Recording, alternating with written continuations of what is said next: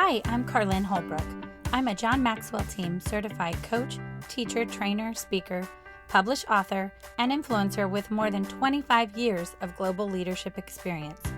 If there's one thing I've seen firsthand time and time again, it's that the best leaders inspire others to follow their purpose and their passions, while the influence of a bad leader can literally tear down people's potential.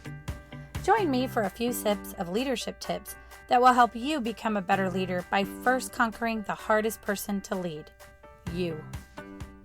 Happy Boxing Day, everybody. I can't believe that another Christmas has now passed. And Hanukkah, I believe tonight is the last night of Hanukkah as well. And we're almost to 2023. Kind of wild when you think about it.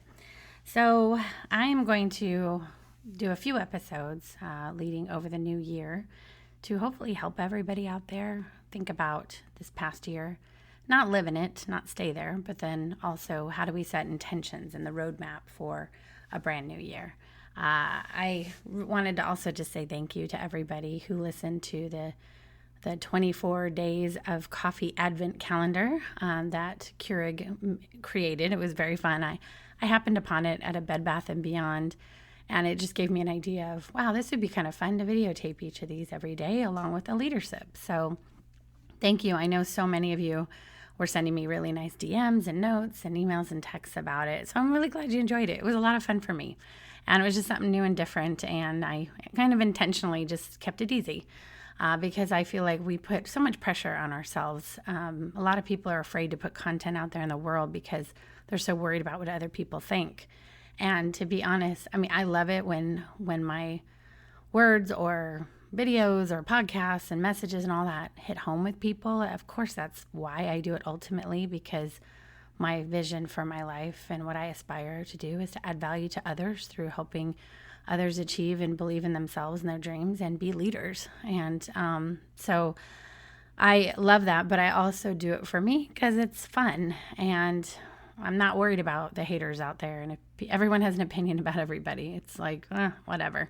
Just do your thing, and the right people will, come to it. And I don't know, I'll probably butcher the Dr. Seuss quote, but it's the people who mind don't matter and who matter don't mind about what you say and what you put out there. So keep doing you. Maybe that's something you want to, look forward to in the new year if you're not already out there doing it.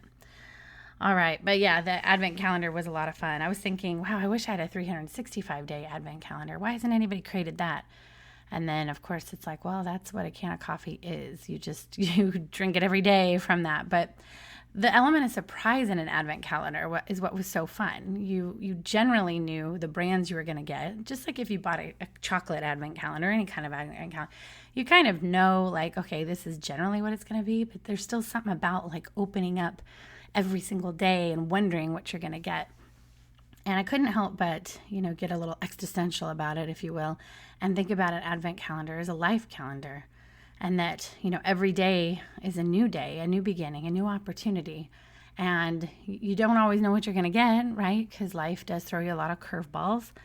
But how exciting is it when you wake up in the morning, you're alive, you're breathing, and you're able to pop the day open, if you will, and discover all it has in store. And gosh, life is it's precious and it's fleeting, extremely fleeting. And I know a lot of people close to me lost people this year. And I know a few people too have passed this year. It's very sad. And again, unexpectedly in some ways and in other ways through illnesses, etc. I feel like the world kind of mourned too just a couple weeks ago when Twitch was, he's a hip hop and dancer. His wife Allison, is also, and they're cute family. I've been following him forever on Instagram, and took his own life. And that just sent like a shockwave through so many people and communities that know him. I had the chance to meet him at D23, I believe it was 2015. And because he was there in the audience, really just hanging out, supporting his wife, because she was part of Talent Central, Dancing with the Stars. And nobody was going up to him. And I'm like, well, okay, I'm working. I probably shouldn't. But I did because it's Twitch. And I loved watching him on So You Think You Can Dance. And just thought, wow, what a brilliant guy. He starts out as a hip hop dancer, but he could do any type of dance. And as a former dancer myself, I just really respected how quickly he picked up to all the other genres of dance. And anyway, I just said hi to him, and I said, are you Twitch? He's like, yeah. And he was just so sweet and so humble. And I said, I just wanted you to know, like, just how talented I think you are, amazing you are. And, complimented him. And I loved watching you on, So You Think You Dance. And he was just like so humble. And thank you. That's so kind. Thank you. He's like, I'm just here for Allison today. I'm just trying to keep a low profile. I'm like, oh, totally. I'm not going to draw a lot of attention to you. No worries. Could I just take a quick selfie with you? And he's like, of course. So we took a selfie. And anyway, just a really nice, humble guy. I mean, I know that 30-second interaction and everything that we see on social media doesn't tell us everything about everybody. We don't know the whole story. And I'm not beginning to judge what happened with him. It did trigger me harder than I would have expected it to, because sadly, I mean, other celebrities that have taken their lives that hurt my heart was like Robin Williams and, Anthony Bourdain and others. You're just like, wow, like you look on the outside and you think, man, they have everything, but we don't know what kind of battles are going on in their minds and their heads. And I mean, I think most of you probably know by now, my dad took his own life. He shot his wife, my stepmother. I wasn't super close. I didn't know her very well. And then took his own life, and don't know why, don't know what happened, never will, at least not on this side of heaven anyway. Won't know. But I guess like for me too, that's why I'm very active in suicide prevention. And, I hope anybody's listening to this. And if you know anybody, I'm always an ear, but there are hotlines to call.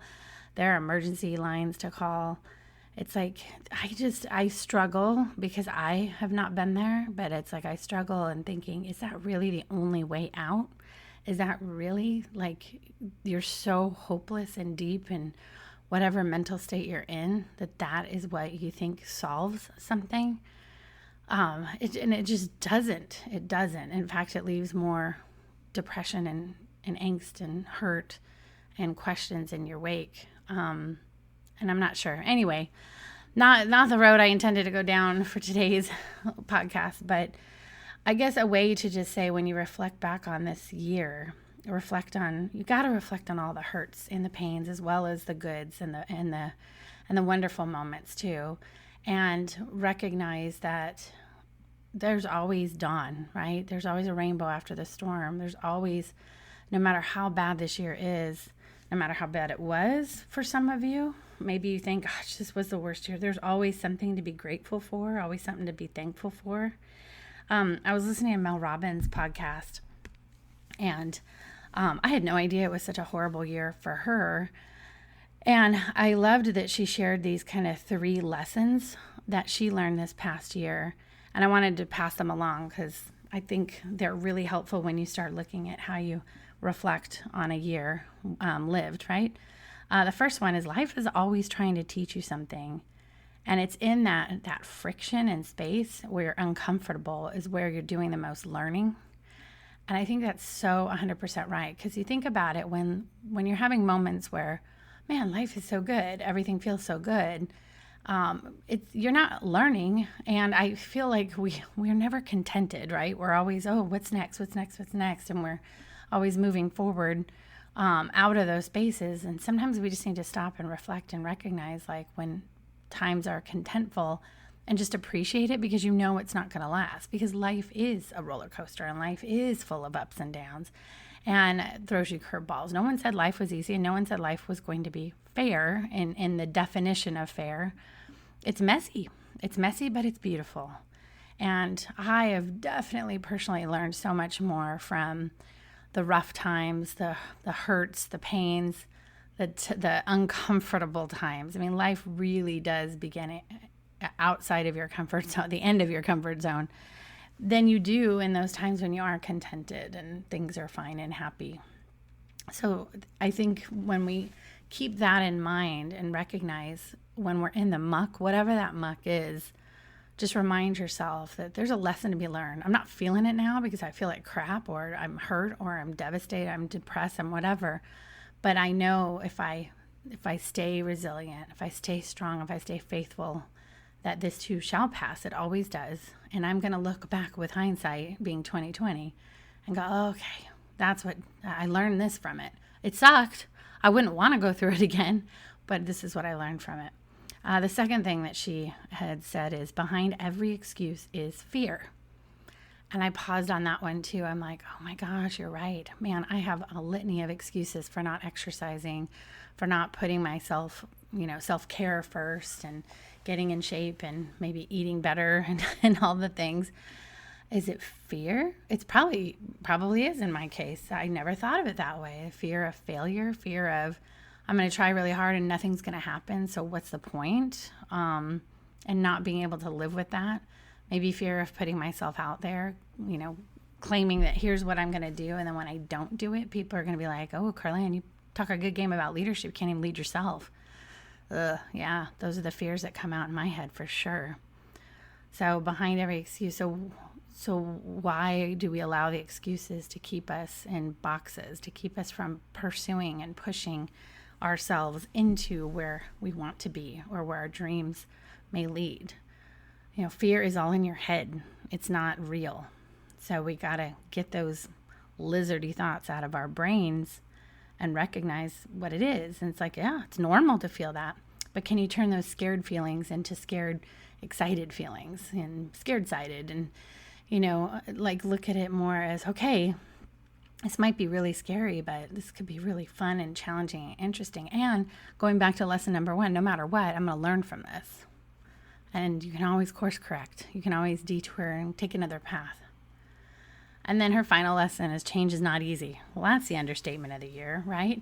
No matter if change is, in the grand scheme of things, something good, and change is truly, to me, it's opportunities.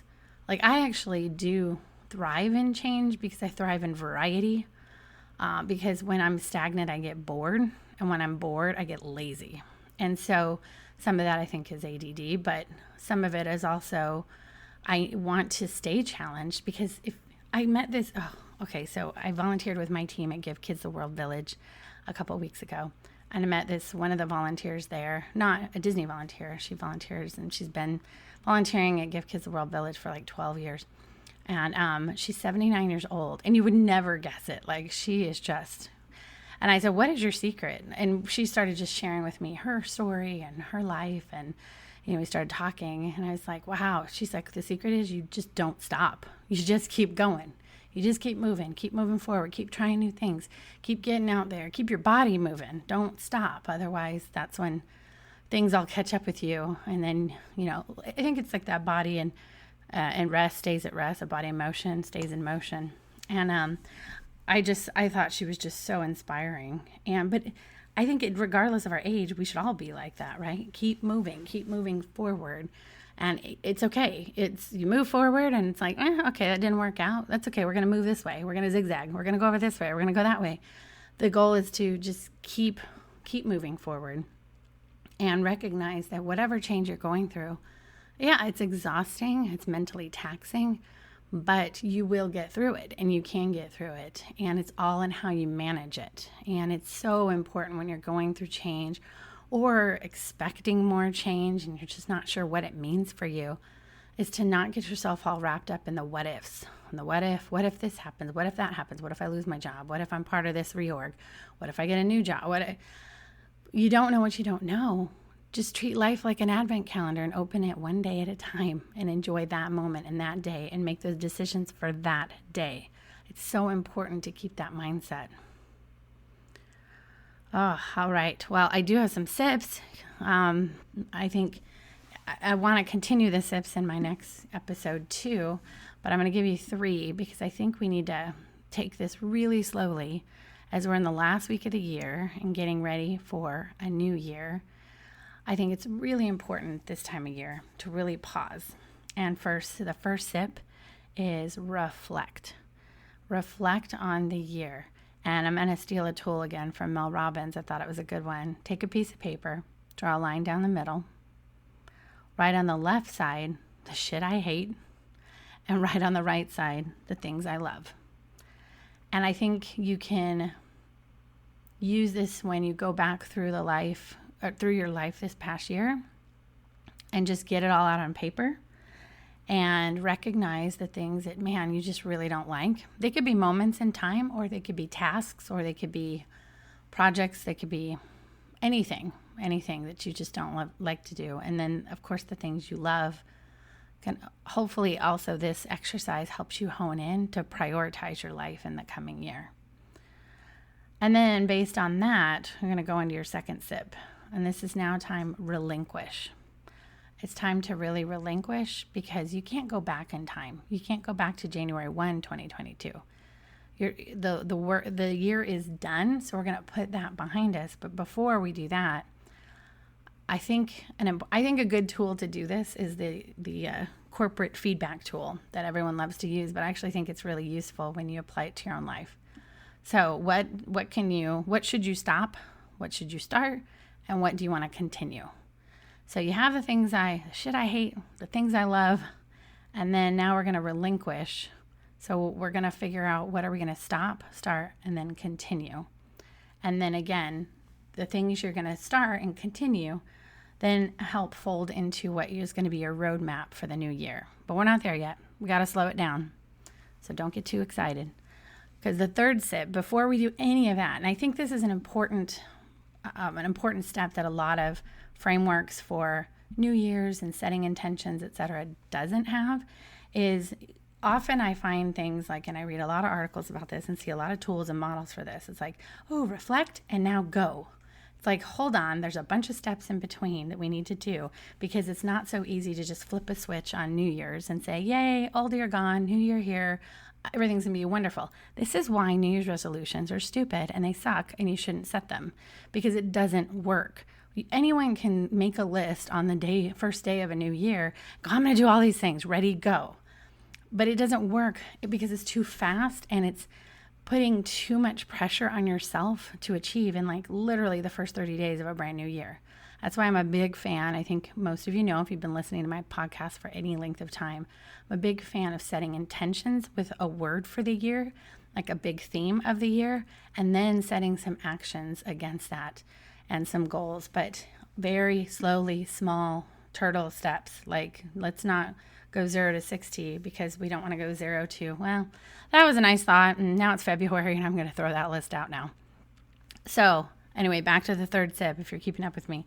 First sip, reflect. Second sip, relinquish. Third sip is rejuvenate.